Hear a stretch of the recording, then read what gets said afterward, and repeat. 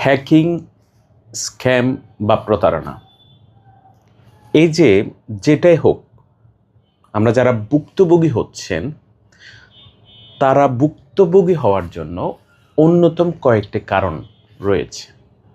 যেমন ওটিপি দিয়ে দেওয়া, হোয়াটসঅ্যাপের স্ক্রিন শেয়ার করা, কোনো একটা লিঙ্কে ক্লিক করা, বা প্রতারকদের দেওয়া কিছু ইনস্ট্রাকশনগুলো ফলো করা।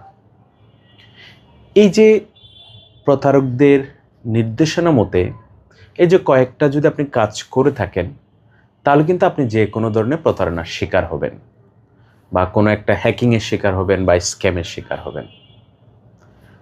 এই জন্য আপনাদের প্রতি পরামর্শ হচ্ছে, এই কয়েকটা কাজ আপনি যদি করেন, আপনি দেখবেন আপনি নিশ্চিত আপনি প্রতারণা থেকে বা হ্যাকিং থেকে আপনি বেঁচে যাবেন।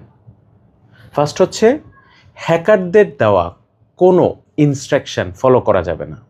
সে আপনাকে হোয়াটসঅ্যাপে কল দিতে পারে, বা ওভার ফোনে আপনাকে কল দিতে পারে, তার কোনো ইনস্ট্রাকশনে আপনাকে সাড়া দেওয়া যাবে না।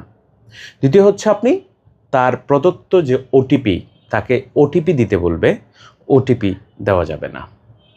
সে আপনাকে বলবে এই লিঙ্কে প্রবেশ করুন, এই লিঙ্কে প্রবেশ করার পরে দেন আপনি এখানে ক্লিক করুন। এইসব লিঙ্কে ক্লিক করা যাবে না। এবং অনেক সময় সে হোয়াটসঅ্যাপে বলে আপনার স্ক্রিনটা শেয়ার করুন।